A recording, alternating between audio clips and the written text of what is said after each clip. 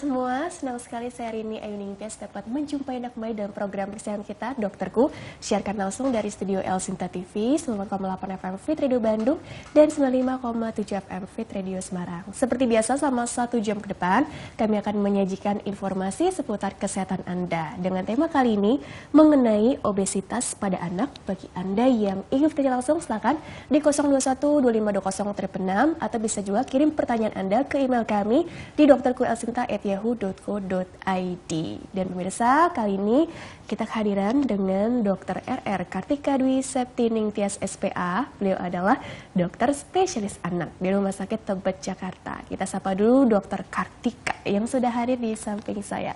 Assalamualaikum warahmatullahi wabarakatuh. Dokter cantik, apa kabar? Waalaikumsalam warahmatullahi wabarakatuh. Mbak Rini, kabarnya? Selamat pagi. Alhamdulillah baik. Alhamdulillah baik gitu ya. Dokter senang deh ketemu dokter ya, karena auranya positif sekali gitu ya. Jadi bawaannya tuh happy gitu ya. Jadi hari ini kita bahas, amin gitu ya, tentang obesitas pada anak, Dok. Yang sepemahaman aku sih, obesitas itu kan menjadi masalah global begitu ya, Dok ya. Artinya nggak hanya orang dewasa, ternyata anak-anak dan remaja pun juga katanya gitu ya, banyak yang mengalaminya. Nah, ini kabarnya kan kalau dibiarkan, artinya tidak dicegah nih, tidak diubah pola hidupnya gitu ya, itu kan dikhawatirkannya kan kedepannya malah diprediksi akan meningkat gitu ya, Dok ya. Apalagi kan nih anak-anak remaja nih kan masa depan bangsa, tentunya kan harus dalam kondisi yang fit dong, yang bugar, yang artinya syukur-syukur nih berat badannya ideal nih, terhindar dari berbagai macam penyakit. Sebetulnya obesitas ini sendiri pada anak atau remaja, pengertiannya ini ada bedanya nggak sih dengan yang mungkin dialami oleh orang dewasa, dokter?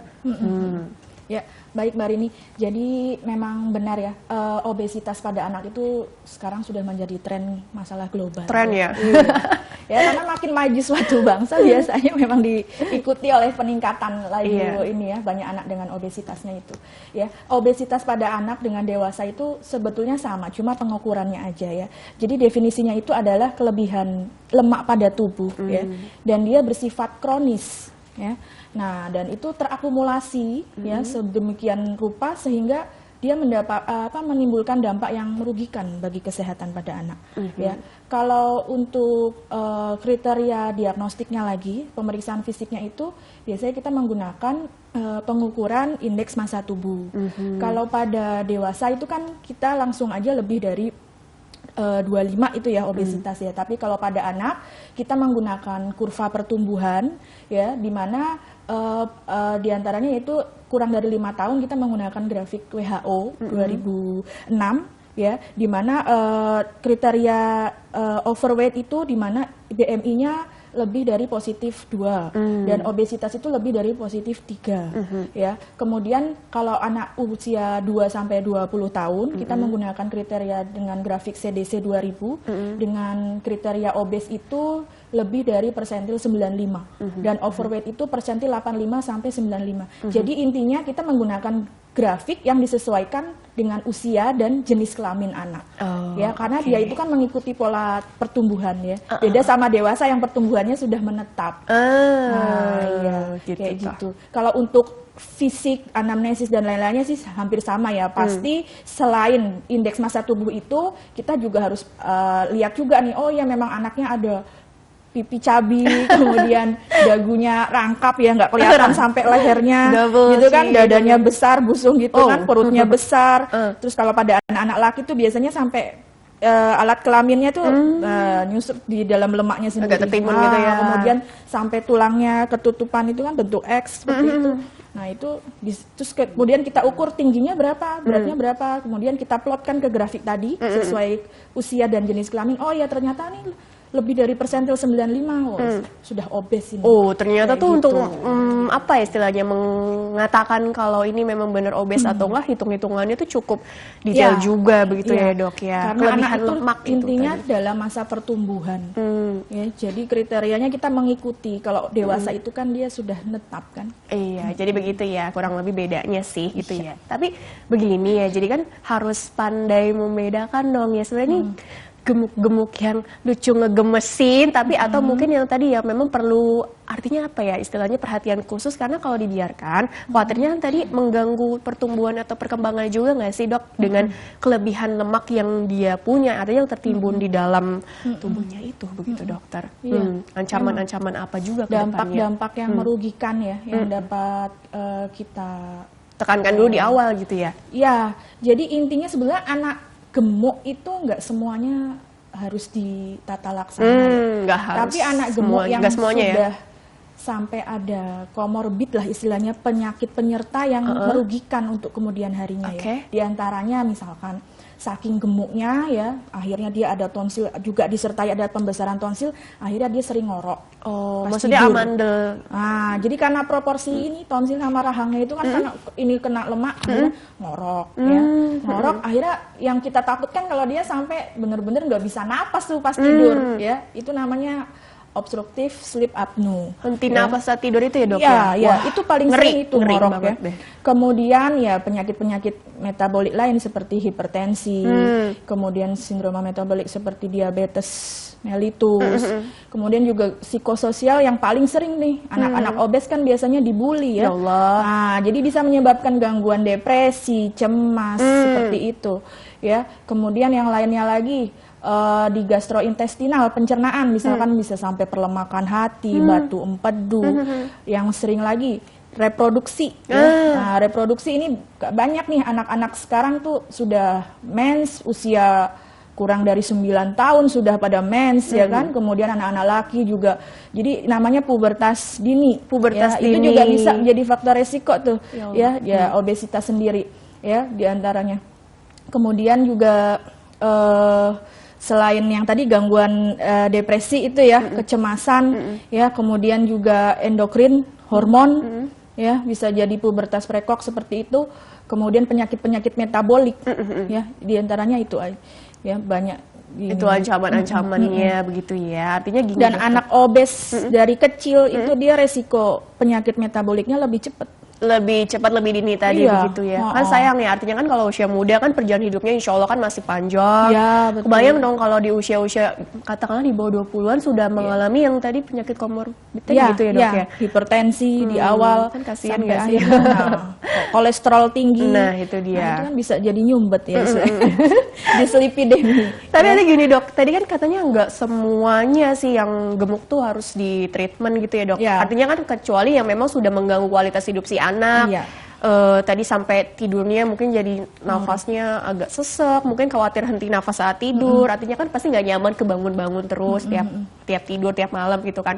Atau mungkin begini dokter, kalau belum ada gejala tapi secara fisik kelihatan agak-agak kok mengkhawatirkan ya gitu, itu bagaimana dok? Belum ada gejala yang sangat mengganggu, apakah memang harus tetap dievaluasi juga, karena kan ada resikonya dan waktu cepat bisa mengarah ke situ juga tuh yang tadi dokter katakan dok. Iya benar. Ya balik lagi ke definisinya ya, dia itu kan kronis ya. Kronis. Nah, peradangan kronisnya itu yang akhirnya nanti menyebabkan penyakit-penyakit di kemudian harinya itu.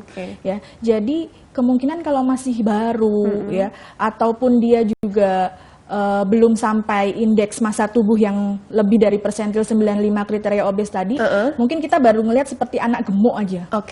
Nah kalau kayak gitu ya biasanya juga belum ada dampak yang merugikan. Nah yang sering itu biasanya yang sudah ada dampak merugikan tapi orang tua itu belum engeh.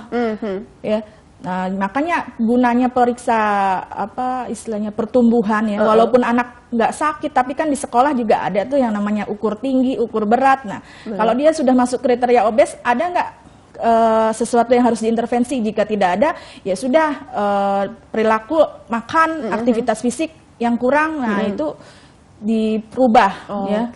Istilahnya modifikasi perilaku dari sekarang lah biar tidak menjadi ke arah yang obes gitu kan, karena nanti dalam misalkan ini sudah persentil 85 95 nih kita sudah warning ya ini sudah risiko obes nih. Nah, udah overweight tapi yang sudah risiko obes, nah itu harus cepat-cepat ditata laksana untuk pengurangan ininya kan kalori ya, kalau dia sering makan yang manis ya istilahnya, terus kurang aktivitas. Nah itu dari saat itu juga sudah mulai diintervensi, dirubah ya biar tidak menjadi obes terlanjur.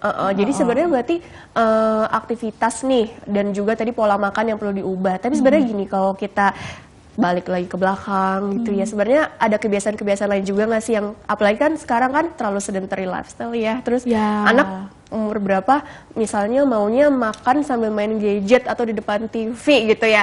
Jadi hal-hal yang seperti itu juga kadang-kadang membuat aktivitas fisik jadi agak berkurang ya dok ya. Atau sebenarnya ada faktor genetik juga nggak sih? Jadi kalau dibilang penyebab tuh atau faktor resiko mulai dari perilaku atau memang ya bawaan yang nggak bisa diubah, itu bagaimana itu dokter, potensi-potensi yang bisa kita bahas di sini katakanlah? Penyebab obesitas itu memang paling banyak kan yang nutrisional ya. Tapi genetik juga punya peran ya. Cuma yang paling besar itu lebih ke gaya hidupnya, pola makannya itu yang salah biasanya. Ya. Jadi kalau misalkan genetik dia cuma apa ya, istilahnya dia memberikan role model gitu. Si orang tua nih udah gemuk-gemuk, gimana anaknya nggak ikut gemuk karena setiap makan kue, ya manis-manis, makan coklat, terus jalan-jalan mampir ke junk food, jajan-jajan seperti anaknya ada di depan mata di mana juga ya, dikasih juga kan istilahnya. Nah, jadi genetik itu mungkin cuma seberapa persen ya, tapi lebih ke yang diturunkan kebiasaan dari orang tuanya. Benar-benar yang perlu diubah pelan-pelan. Gitu ya. Karena 90% penyebab obesitas tuh memang karena makanan, nutrisional ya. Kalau yang non nutrisional seperti kelainan hormonal itu hanya 10%-nya atau dengan sindrom-sindrom tertentu seperti Prader-Willi dan lain-lain. Itu kan juga anaknya pasti gemuk-gemuk, tapi itu kan kelainan hormon yang memang itu harus dapat tata laksana khusus ya. Itu beda lagi lah ya. Tapi 90% itu nutrisional. Jadi kita harus mikirnya, nih memang anaknya karena makannya aja nih yang nggak dijaga gitu kan, terus memang anaknya juga mainnya gadget terus gitu kan di rumah ya, akhirnya dia menghalangi untuk aktivitas di luar. Ya lebih memilih untuk di dalam nonton gadget lebih dari 2 jam per hari, itu juga termasuk resiko. Dokter, kita jeda dulu ya, nanti dilanjutkan kembali ya. Pemirsa jangan kemana-mana, tetaplah bersama kami akan kembali sesaat lagi.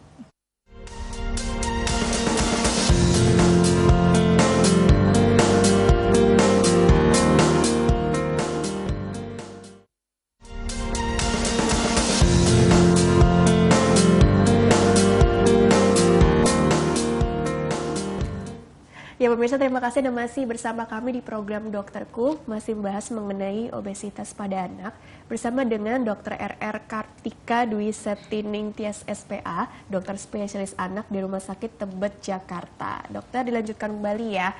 Jadi ini ada slide yang bisa satu persatu mohon ditampilkan terlebih dulu ya, biar kita makin banyak belajar nih hari ini nih. Slide pertama itu, nah ini gambar obesitas pada anak, ini ada grafik ya dok ya? Maksudnya apa sih penjelasan yang seperti dokter paparkan di segmen awal atau ada bedanya barangkali dok? Ya ini pengukuran grafik ya dari usia. Jadi kan yang tadi saya bilang kalau pada dewasa dia terpatok hanya pada IMT lebih dari 25. Tapi kalau pada anak kita sesuaikan dengan jenis kelamin dan usia. Di mana di bawah dari 5 tahun itu kita menggunakan klasifikasi dari WHO 2006 ini. Ya, jadi setelah kita ukur ya IMT-nya, indeks massa tubuhnya, kita plotkan ke grafik. Ternyata dia di garis mana? Lebih dari +3 gitu. Nah, berarti dia masuk sudah kriteria obes. Kalau antara 2 sampai 3 itu berarti kan gizi lebih kayak gitu. Ya, kemudian pada anak yang lebih besar lagi kita menggunakan dengan klasifikasi dari CDC tahun 2000 di mana obesitas itu dengan persentil lebih dari P95. Nah, itu grafiknya tuh yang di atas kuning itu yang saya berikan tanda panah. Jika dia indeks massa tubuhnya ada pada di atas garis itu, berarti dia masuk kriteria obes. Yang di bawah itu yang grafik garis X-nya itu usia, kemudian yang Y-nya itu dia IMT-nya. Gitu ya. Kalau orang dewasa tadi patokannya IMT aja, tapi kalau untuk kita harus sesuaikan grafiknya ada di mana berdasarkan usianya. Baik, coba ya. Usia dan jenis kelamin ya. Baik, next slide please. Prevalensi obesitas anak, ini ada perbandingan antara laki-laki, perempuan, dan perkotaan. Dan yang di wilayah perkotaan atau pedesaan ya. Apa sekarang udah mulai merata juga sih? Soalnya banyak juga kan kalau kita baca-baca artikel kesehatan, ini di desa ini ada kasus anak yang betul wah yang gitu justru ya. di daerah-daerah ya yang kita Makan apa sih yang instan-instan gitu. luput. Ya, jadi memang proporsi ini berdasarkan Riskesdas ya dari 2007 sampai 2018 sebenarnya ini menurun ya, tapi tetap kita harus pantau terus ya.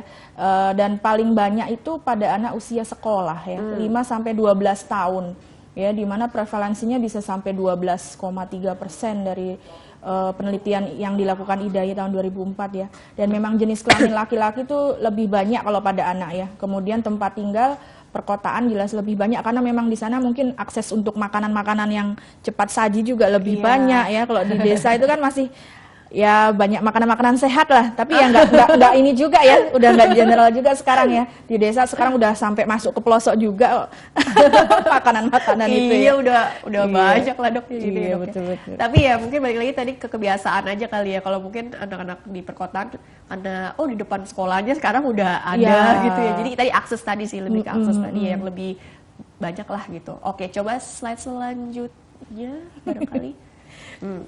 Nah, ini penyebab obesitas, Mbak Rini ya. Jadi kenapa sih dok anak saya bisa obes gitu ya? Padahal makannya biasa aja ya menurut ibunya ya. Tapi intinya itu obesitas itu terjadi karena ketidakseimbangan antara energi yang masuk ya, makanan-makanan dan minuman apapun yang dia masukkan gitu ke dalam mulutnya. Kemudian itu tidak seimbang, lebih banyak dibanding energi yang dibutuhkan. Ya, termasuk energi pengeluarannya. Jadi kalau di sini bentuknya ya aktivitas fisik sehari-hari anak gitu. Jadi kalau misalkan ibu ngerasanya anaknya makannya biasa aja, tapi kok anaknya gemuk, jangan-jangan memang aktivitas fisiknya yang kurang. Ya kan? Kayak gitu. Walaupun metabolisme anak nih masih kan sebenarnya agak cepat ya dibandingkan dengan Ya, itu ya juga dipengaruhi oleh level aktivitas fisik sama usianya dia juga ya. Tapi pada dasarnya memang intinya dia ada ketidakseimbangan ya. Kalau ada faktor-faktor hormonal dan lain-lain itu yang tadi saya bilang dia yang non nutrisional. Ya. Jadi nggak balance antara yang energi yang masuk dengan energi yang dikeluarkan atau yang dibutuhkan ya. Dan ini yang tadi saya sempat katakan ya di awal, 90% itu merupakan obesitas nutrisional. Jadi karena asupan makanan yang berlebih atau kurang aktivitas fisik. 10%-nya yang non nutrisional. Atau sindrom tertentu dan ada kerusakan gen juga atau sindrom hormonal. Nah, itu sudah lebih khusus lagi nanti ke wilayah endokrinologi ya. Tapi itu 10% ya yang sekunder ya. Yang primer justru yang karena masalah nutrisional ini ya, dok ya. Masih bisa ditata laksana dan intervensi lah dari kita dengan pengubahan gaya hidup kan. Baik, next. Faktor resiko. Ya, ini faktor resiko ya. Sebenarnya garis besarnya ya ada 3 ini ya. Genetik tadi yang sempat diulas juga ya. Faktor keturunan ya. Selain itu juga disebabkan oleh pola makan dan gaya hidup anak yang serupa dengan orang tuanya tadi yang saya bilang nih, jangan-jangan ya turunkan juga pola hidupnya. Mengimitasi tadi ya role modelnya siapa gitu ya. Jadi kalau istilahnya ya kayak anak kembar gitu, yang satu hidup sama orang tua aslinya gitu, yang satu hidup sama orang yang dia pola hidupnya beda. Bisa dibandingin dulu Mbak, biasanya beda juga. Ya. Atau pengaruh tontonan juga nggak sih dok? Misalnya nonton ini karakternya lagi makan ini terus nonton kan ada juga dikait-kait. Iya itu ya itu termasuk nonton TV kelebihan itu. Iklannya banyak akhirnya minta dijajanin semua ya kan. Jangan duduk juga terus kemil sambil nonton atau apa ya kan macam-macam ya. Jadi yang manis-manis kayak atau yang tinggi kalori tadi ya dok ya.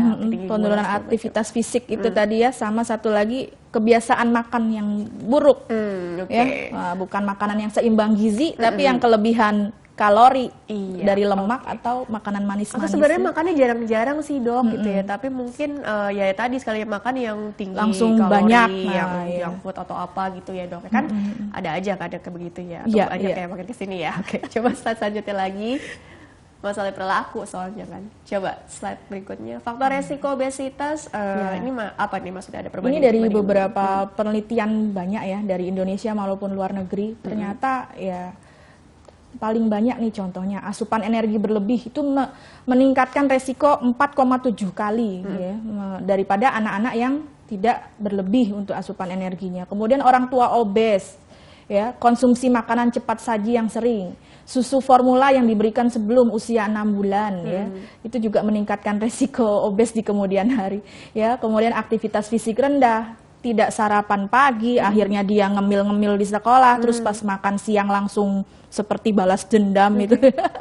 Nah, kemudian menonton TV lebih dari 2 jam per hari itu juga punya resiko 3 kali itu. Ya, kemudian dengan yang terakhir ini 1,5 kali resiko nih kebiasaan makan manis dan snack-snack gitu.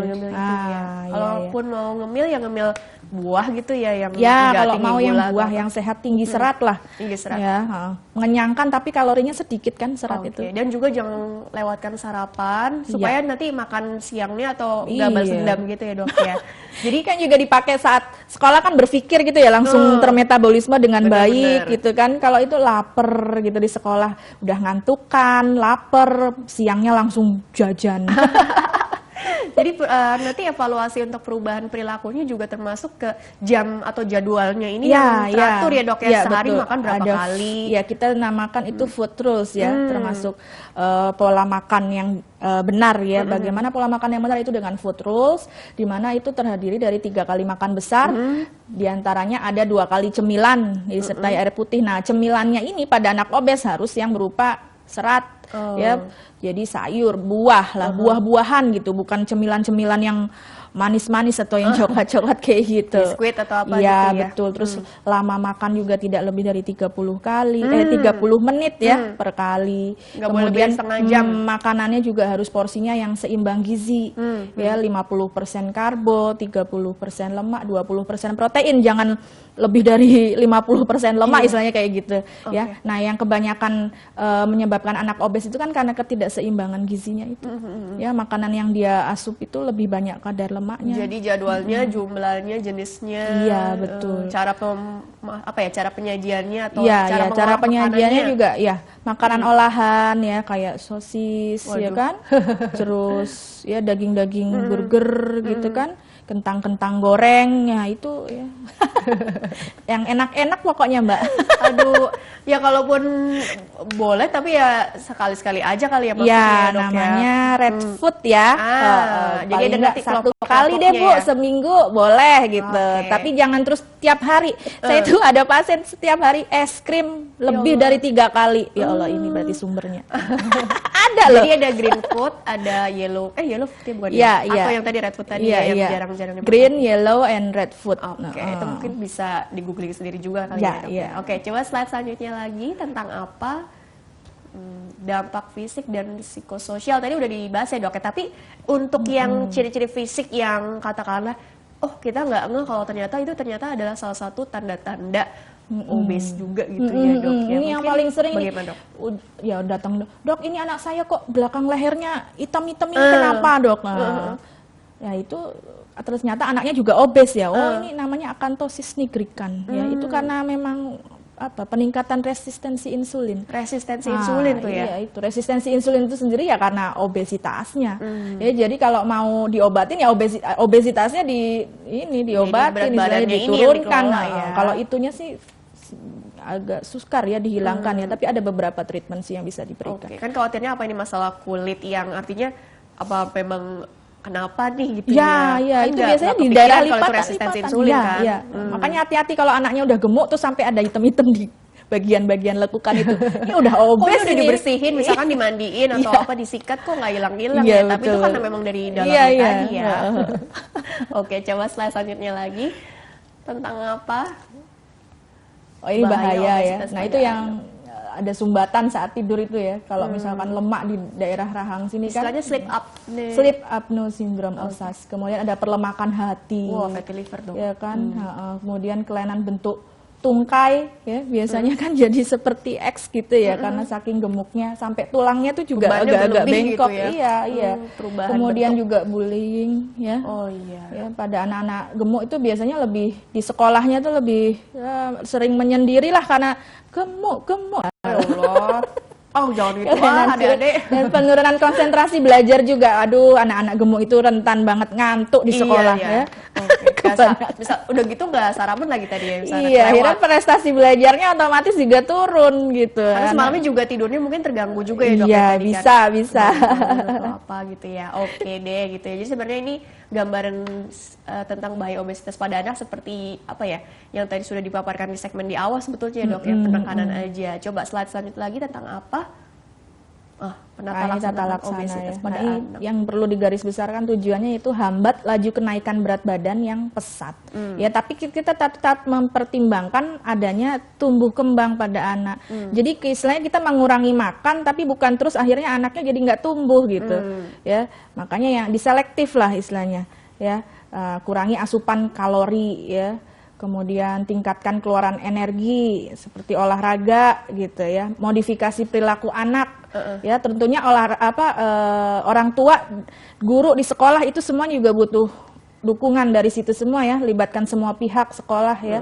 Jadi kalau dia berhasil menurunkan berat badan, paling nggak kita kasih pujian lah, ya, kita kasih dorongan gitu. Dan kalau misalkan kita menemukan anak lagi dibullying, ya kita harus support dan nggak boleh ini, nggak boleh seperti ini. Nah seperti itu tuh sangat ini sekali, menentukan sekali ya untuk terapi anak-anak dengan obesitas. Oke, jadi begitu ya untuk seputar treatmentnya itu sendiri. Dokter, kita masuk ke pertanyaan dari email dulu ya. Ini ada pertanyaan dari email yang juga menarik untuk dibahas ya. Mungkin pengembangan dari materi yang dokter sampaikan sebelumnya ya. Jadi bagi pemirsa yang ingin bertanya seputar tema kita kali ini seputar putra-putri Anda, silakan di 021252036 atau juga kirim pertanyaan ke email kami di dokterkuasita@yahoo.co.id ya. Format lengkapnya di bawah ini, nama, usia anak Anda serta alamat atau tempat tinggal dan pertanyaan selengkap mungkin. Ini pertanyaan pertama dari email dulu ya, dari Novi 29 tahun Bekasi.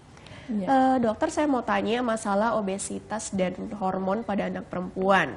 Sepupu saya itu usianya 9 tahun sudah dapat haid. Ini seperti yang sudah dokter sampaikan juga tadi ya. Dan perawakannya itu bongsor dibandingkan teman-teman seusianya. Pengertian bongsor itu juga nanti mungkin bisa dibahas ya dok ya. Malah sudah ada perubahan fisik seperti anak yang sudah remaja dokter. Apakah normal dok untuk haid yang terlalu cepat tersebut dan memang anaknya itu sedikit overweight? Mohon sedikit saran serta penjelasan ke depannya. Terima kasih. Pubertas dini ini sebenarnya bagaimana sih dok? Kan tadi sempat dibahas juga ya di awal ya. Iya. Nah, ini salah satu dampak yang ditimbulkan oleh adanya obesitas itu sendiri ya, sebetulnya kan peradangan kronis pada anak-anak dengan obesitas tadi, itu salah satunya bisa apa ya istilahnya mengganggu keseimbangan hormon pada tubuh. Ya, akhirnya salah satunya dampaknya itu ya pubertas dini. Ya, dimana kalau pada anak perempuan itu kurang dari 8 tahun sudah ada ciri-ciri perkembangan seks sekunder seperti pertumbuhan payudara, kemudian dia akhirnya sudah mens, menstruasi. Pada anak lain biasanya kan umur 12, 11 gitu ya, dia umur 8 tahun misalkan itu. Kalau pada laki-laki itu kurang dari 9 tahun sudah ada tanda-tanda seks sekunder ya, seperti jakun, kemudian suaranya sudah berubah. Nah, itu tuh sudah tanda-tanda pubertas dini ya, atau pubertas precox. Nah, itu karena ketidakseimbangan hormon ya. Ya kalau memang dibilang overweight, coba pastikan deh jangan-jangan beneran sudah obes nih ya. Dan itu penyebabnya ya karena makanan-makanan tadi yang paling, kalau orang awam itu biasanya taunya oh nih karena makan ayam yang disuntik hormon. Nah, seperti itu contohnya ya. Nah, makanya makanan-makanan cepat saji yang dibilang itu hati-hati jangan kebanyakan makan itu, nanti akhirnya bisa jadi mens cepat gitu kan. Nah, itu kayak gitu.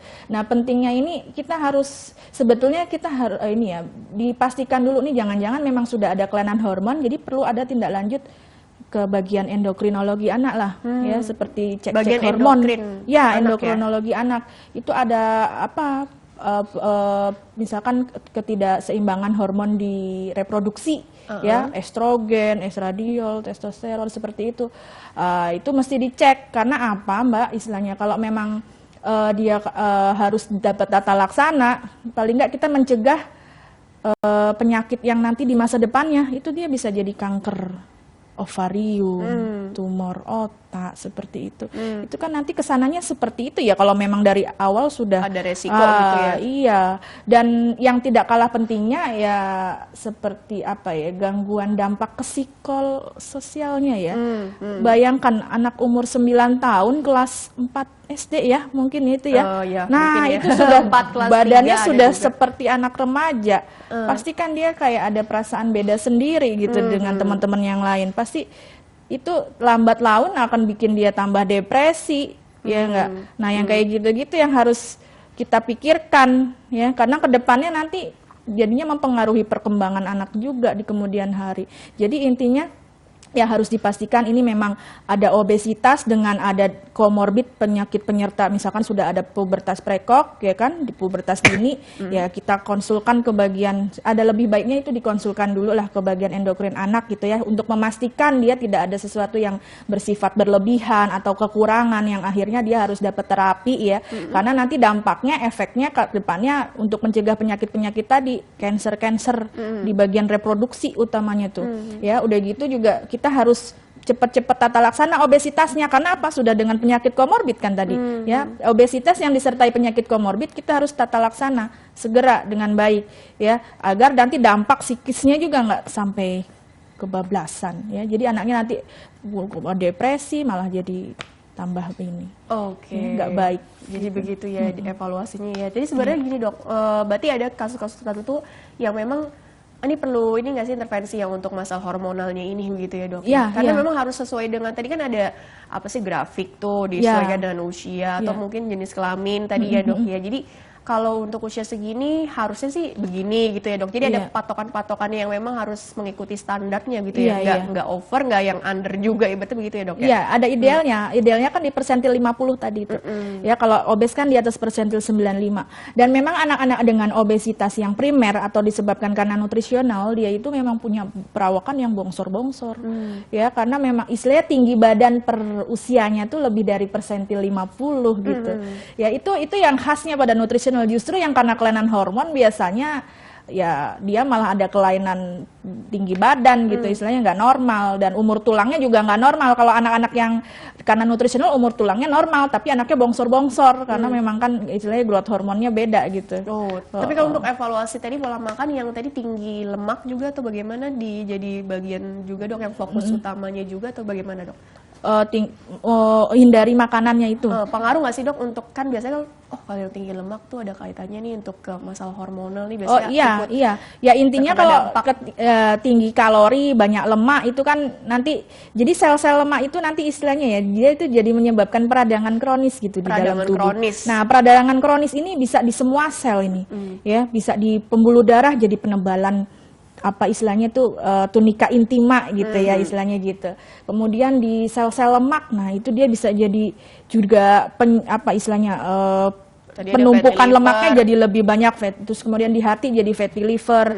Kemudian di otak itu juga bisa bikin depresi loh. Ya, jadi itu peradangan kronisnya itu yang akhirnya pengertian peradangan kronis berarti kan ini proses yang terus berlanjut progresif gitu ya dok ya. Sedikit tapi terus. Ya, istilahnya kayak ya merusak lah istilahnya gitu. Belum lagi apa sih kalau di jantung tuh ada penumpukan plak di pembuluh darah macam-macam gitu ya dok ya. Nah kalau yang di bidang pubertas prekok ini ya dia jadinya mengacaukan hormonal. Gitu ya. Aduh, ini berarti perlu dievaluasi ya. Jadi cari tahu dulu apakah ini kan tadi menurutnya overweight ya, apa jangan-jangan udah masuk ke obes atau apa gitu ya. Sayang nggak dijelaskan ya ini tinggi badan, berat badan. Nah itu ada pentingnya diperiksakan ke dokter anak coba ya, dipastikan. Ini pertanyaan selanjutnya mau dibahas atau enggak ya? Tapi ini secara umum aja ya. Ini pertanyaannya terkait dengan sebenarnya kalau anak gemuk itu apakah ada hubungannya dengan mungkin apa ya, tulang yang besar atau mungkin memang tadi ya udah penumpukan lemak aja, karena kan pengertian di masyarakat ini berbeda-beda ya dok ya. Ada yang gemuk air nih atau gemuk ya tadi gemuk karena kebanyakan lemak, atau mungkin ada yang karena tulangnya besar nih bawaannya gitu. Ada kaitannya juga nggak sih ke arah situ dok, atau emang ototnya juga nih yang lebih banyak mungkin karena aktivitas fisiknya juga yang lebih kuat atau apa, ada kaitannya nggak ke arah situ dokter? Ya kalau anak obesitas karena nutrisional itu tadi yang saya bilang ya, karena memang itu disertai dengan tinggi badan yang lebih dari P50 itu istilah 50% anak tuh misalkan tingginya 160 gitu. Nah, dia itu sampai 165 karena apa? Ya karena obesitasnya itu. Ya, jadi itu sebenarnya masih dalam konteks normal sih. Karena istilahnya kan dia memang banyak asupan makanannya, masa energinya juga banyak, jadinya pembentukan tulangnya juga otomatis lebih pesat gitu ya dibanding anak yang tidak obes. Dok, kalau untuk evaluasi tadi kan pola gizi seimbang setiap harinya kan ini jadi salah satu fokus utama juga untuk memperbaiki masalah nutrisinya. Nah, kalau dulu kan ada istilah 4 sehat 5 sempurna gitu ya. Misalkan salah satunya konsumsi susu itu sebenarnya kalau untuk anak-anak obesitas itu justru dikurangi sama sekali, atau sebaiknya ya perlahan-lahan juga, karena ada juga kan yang gemuk karena kebiasaan minum tadi kan susu khusus atau apa gitu dok. Bagaimana, apa yang diarahkan ke yang low fat atau bagaimana? Ya, kalau konsumsi susu harian pada anak sebenarnya, aduh anak saya gemuk nih, udah nggak boleh minum susu, ya enggak. Tetap tadi poinnya anak butuh tumbuh kembang ya. Gitu. Jadi asupan susu ya boleh tetap diberikan gitu, tapi jangan jadikan dia yang utama. Ya, misalkan nih saya pernah ada pasien itu dia gemuk karena apa? Minum susu kemasan itu. Nah, taunya minum itu ya sampai 3-5 botol. Iya kan banyak yang seperti itu sehari. Juga, Nah, akhirnya apa? Lambungnya kepenuhan. Ditawarin makan udah nggak mau lagi. Ya, jadi maksud saya di sini jangan jadikan dia geser nutrisi yang lain yang lebih penting yang harusnya dia dapatkan. Ya, jadi intinya makan dulu, barulah dikasih susu. Logikanya ya kalau anaknya udah makan, udah kenyang kan dia dikasih susu juga nggak akan banyak-banyak. Jangan terus susu dulu, susu udah kenyang, akhirnya makanannya nggak masuk. Ya, sayurnya nggak masuk, buahnya jadi nggak masuk, makan nasi juga udah kekenyangan. Akhirnya makronutriennya dia nggak dapet, defisiensi dah. Mikronutriennya juga. Akhirnya zinknya berkurang, ya kan, defisiensi zat besi, itu yang akhirnya terjadi pada anak-anak dengan obesitas. Jangan salah, anak gemuk tapi kenapa nggak sehat? Karena dia makanannya itu rendah semua zat yang dibutuhkan gitu loh, baik mikronutriennya itu yang penting tuh, ya. Itu penelitiannya gemuk, banyak. Nah, pada anak obes itu biasanya rendah kadar zinknya, kemudian defisiensi zat besi juga, ya karena dia nggak pernah makan sayur, nggak pernah makan sumber-sumber zat besi ya, jadi yang nggak balas ya tadi antara mikro dan makro. Iya kayak zat gitu. Gizi, mikro, makro. Nah jadinya efeknya ya ke semua ini. Perlu tambahan suplemen berarti dok kalau untuk yang memenuhi. Tetap suplemen itu tambahan aja kan, ya jadi. Yang utama ya tetap makan makanan yang bergizi, ya suplementasi ya disesuaikan lah, istilahnya kalau suplementasi zat besi kan memang kita sudah ada rekomendasinya khusus ya, itu diikuti ya. Kemudian kalau yang lain-lain sebetulnya sudah ada kok di bahan makanan yang biasa kita konsumsi harian gitu. Betul cuman sih. Kadang karena pemilihannya yang salah dan itu akhirnya nggak ada di makanan situ, jadinya gemuknya gemuk doang gitu kan, tapi zat gizi mikronutriennya kurang gitu, makronutriennya kelebihan di bagian lemaknya, proteinnya juga kurang, akhirnya anaknya nggak tumbuh. Menarik ya, seperti itu ya. Oke, baik dokter, kita jeda dulu sebentar ya, nanti lanjutkan kembali di segmen terakhir ya. Baiklah pemirsa, jangan kemana-mana, tetaplah bersama kami akan kembali sesaat lagi.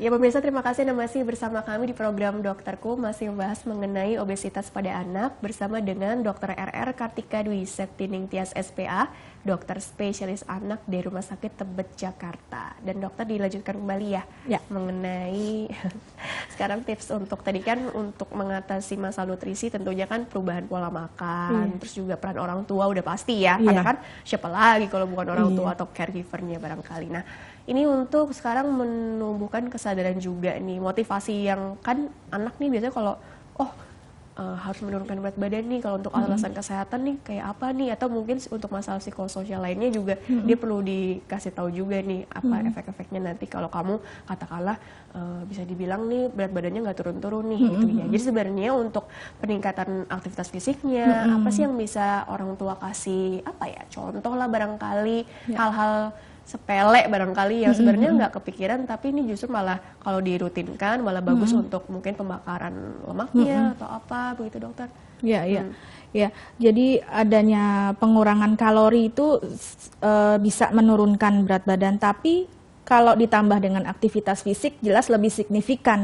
Makanya di sini aktivitas fisik sangat benar-benar dianjurkan untuk anak-anak dengan obesitas ya, dalam rangka menurunkan berat badannya. ya. Aktivitas fisik yang seperti apa, Dok, istilahnya gitu. Ya, berarti yang tingkatnya, yang levelnya istilahnya moderate. Ya, jadi udah moderate nih, udah bukan moderate yang... itu jadi dia menggunakan seluruh kekuatan ototnya tuh. Ya, jadi seperti contohnya berenang. Nah, itu kan dari tangan sampai kaki semua gerak tuh. Ya.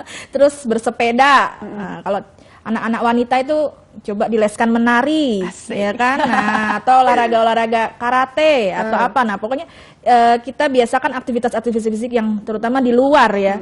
Nah, terus yang bisa dilakukan orang tua ya didorong anaknya, istilahnya kasih contoh lah.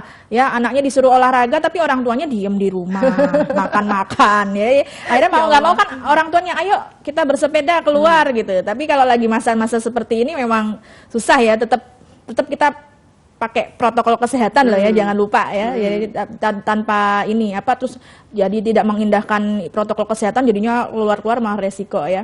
Nah, itu dia tetap aktivitas fisik ya. Kemudian kalau bisa nih anak-anak tuh jangan disediain TV deh di kamar. Ya kan, bikin tambah awet dia di kamar tuh, di dalam nggak mau keluar, akhirnya makan di dalam ya kan, semua makan harus di meja makan, Dok. Iya, itu food rule, bagian dari food rule ya. Makan harus di meja makan, tidak sambil nonton TV ya kan. Ya, kemudian juga konsumsi gadget itu harian tuh yang paling sering sekarang ini, semua hampir anak semua punya gadget. Dibatasilah screen time-nya. Ya, itu screen time-nya dia batasin paling nggak kurang dari 2 jam per hari ya. Karena tadi kan dari penelitian tuh lebih dari 2 jam per hari punya resiko besar. Terus kalau mengunyah makanan terburu-buru kan ada juga yang 30 berapa kali gigitan saudara tuh. Iya, itu benar juga. Ya, karena apa? Kalau masih gede-gede belum dilumat itu metabolisme di dalam kan lebih berat. Ya, jadinya nanti pembakarannya juga lebih sedikit. Iya, jadi hal-hal simpel yang seperti itu yang perlu dibiasakan gitu ya, Dok. Ya, aktivitas fisik sih jangan lupa tadi ya. Mungkin sesuai dengan minat hobi anak atau apa ya. Nah, ini ada pesan pencegahan obesitas, tips untuk bayi, balita. Ya, kalau bayi itu istilahnya jangan digendong terus lah. Ya, kalau bayi ditaruh aja di ini, tapi tetap dalam penjagaan ya, biarkan dia bergerak seperti itu ya. Kemudian untuk mencegah ya inisiasi menyusui dini, ASI eksklusif 6 bulan ya, karena sebelum 6 bulan dapat formula itu pasti anaknya resiko obesitasnya besar ya. Kemudian kalau untuk anak-anak yang lebih besar ya, tadi kita meniadakan TV lah di kamar paling enggak ya, terus ajak anak kita aktivitas di luar. Ya, intinya biar anak tuh mau aktivitas di luar, biar nggak nonton TV terus gitu. Ya, karena kalau sedentary life seperti itu akhirnya pembakaran laju metabolisme juga nggak tinggi. Tapi penting tuh tadi yang untuk bayi-bayi gitu ya. Ya. ASI eksklusif, dan kalaupun makan pendamping ASI-nya juga diperhatikan juga ya, kebutuhan gizinya dari kecil udah dibiasakan ya, yang apa yang kira-kira apa ya gizi secukupnya, gizi seimbang, zat gizi mikro dan makronya 4 bintang gitu ya. Dan tetap aktivitasnya juga ya. Jadi jangan kebanyakan digendong atau ditaruh di kasur gitu aja gitu ya. Kalau yang belum bisa jalan ya pakai tummy time itu yang anaknya digerak-gerakin aja pokoknya. Ya. Terus juga untuk yang tadi udah mulai apa sih, anaknya udah tumbuh kemudian jadi remaja gitu juga. Penting adalah aktivitas fisiknya itu tadi ya. Ya, kalau anak remaja, aktivitas fisik itu juga biasanya kita menyesuaikan umur ya. Kalau masih di bawah 12 tahun antara ya anak-anak SD itu kan dia aktivitas seperti bersepeda seperti itu dia bisa ya. Tapi kalau udah lebih besar lagi disuruh sepeda nggak maunya yang aktivitas berkelompok. Ya, disesuaikan aja maunya apa, misalkan dia olahraga bareng teman mah ya udah paling nggak seminggu berapa kali sih? Ya 3 kali seminggu, 1 sesi paling nggak 60 menit lah. Segitu ya. Jadi intinya dilihat-lihat, tapi tetap disesuaikan ya sama kemampuan fisiknya dia. Kalau udah nggak kuat ya jangan dipaksakan. Betul. Ya. Baik dokter, karena waktu terbatas jadi closing statement-nya singkat saja dokter, silakan. Ya, baik. Obesitas pada anak ini sangat dibutuhkan sekali dukungan dari peran serta orang tua maupun guru-guru di sekolah ya, karena bagaimanapun juga anak itu adalah miniatur yang sedang tumbuh kembang ya.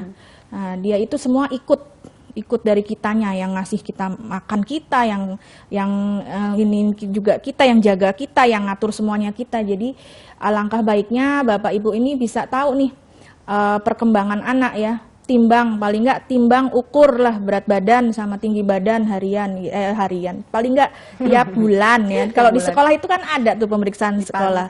Nah, kalau kira-kira anaknya sudah ada tanda-tanda kegemukan ya dilihat asupannya ya. Asupan kalau biasanya makan manis ya, kalau bisa kita batasi ya. Kita batasi, kita berikan contoh gitu ya.